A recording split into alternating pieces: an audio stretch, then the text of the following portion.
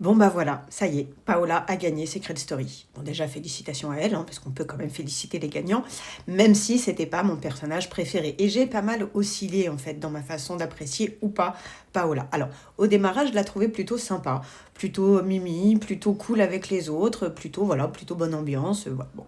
Et puis il y a eu sa relation avec Simon, où là pour le coup j'ai trouvé qu'il y avait des choses qui étaient, alors non seulement toxiques de la part de Simon, hein, on l'a vu à certains endroits, mais que justement, elle aussi, elle jouait, enfin, voilà, elle était un peu dans l'hyper-émotivité et je trouve ses émotions prenaient beaucoup de place, ce qui pouvait être un petit peu gênant à certains endroits. Mais bon, après, elle était sensible. Pour moi, c'est une jeune femme qui est très fragile dans son image d'elle-même, dans son estime d'elle-même, dans sa confiance d'elle-même. Ça se sent et elle a besoin d'être systématiquement au premier plan. C'est pour ça que pour moi, son amitié avec Greta n'allait pas fonctionner. Et d'ailleurs, c'est ce que Greta lui a dit en revenant à la maison avant la finale. C'est que précisément, bon, voilà, il y a quelque chose où son besoin d'être systématiquement la priorité, et elle n'a pas compris en fait apparemment Paola, parce que c'est d'être un peu dans des relations dites exclusives.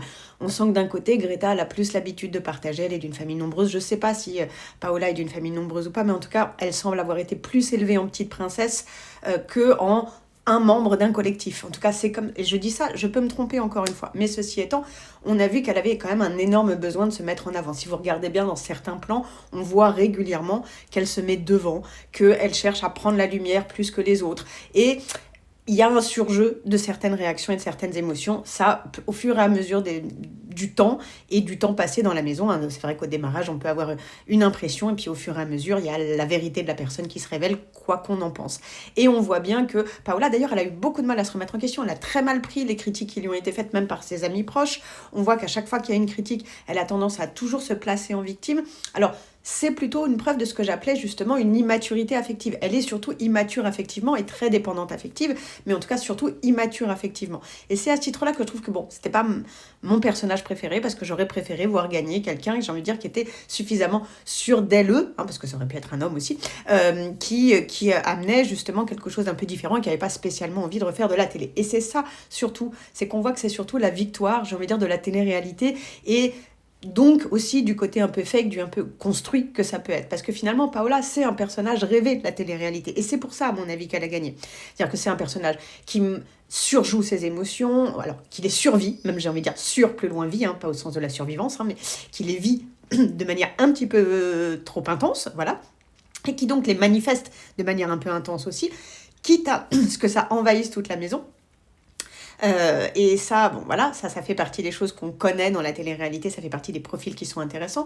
C'est aussi un profil qui a une image de soi vulnérable, donc c'est-à-dire une image de soi plutôt négative, plutôt à travailler et à construire et à renforcer. Et donc ça, la télé-réalité aime beaucoup aussi, parce que c'est forcément des profils à qui on peut faire tout et n'importe quoi. C'est des profils qu'on peut mettre en couple avec tout et n'importe qui.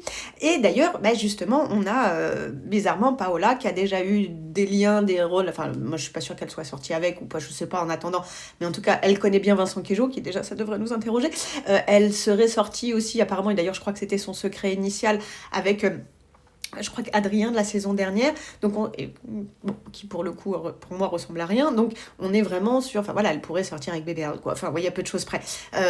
Et c'est un peu triste, je trouve, parce que ça vient renforcer l'image de justement les femmes qui sont tellement vulnérables et fragiles que c'est comme ça qu'elles font des super persos de télé-réalité. Et on en a vu les dégâts, que ce soit avec Loana, bien sûr, mais aussi avec des Aurélie Preston, avec des profils même comme Kim Glow, enfin vous voyez, et on sait ce que ça amène derrière.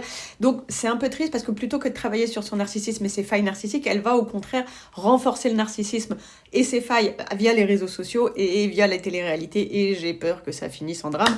Enfin bon, dans la villa des cœurs brisés, quoi. Et tout ça, et ces drames vont être monétisés, enfin bon bref, ça va être une catastrophe à mon avis. Je suis pas sûre qu'elle ait une si jolie vie derrière, et j'en suis presque désolée pour elle. En tout cas, je lui souhaite que tout ce que je dis soit faux. Et en attendant, vous, qu'est-ce que vous avez pensé de cette victoire? Ça m'intéresse. En tout cas, moi, c'est pas la personne que j'aurais voulu voir gagner. C'est mieux que Océane, hein. Je préfère que ça soit Paola que Océane, on va pas se mentir. Mais c'était pas elle que j'aurais aimé voir gagner, parce que je trouve que c'est vraiment la victoire de la télé-réalité dans tous ses travers. Et en même temps, tout ce qui fait qu'on la regarde, hein, ne soyons pas hypocrites. Voilà. Mais bon. Et vous en pensez quoi?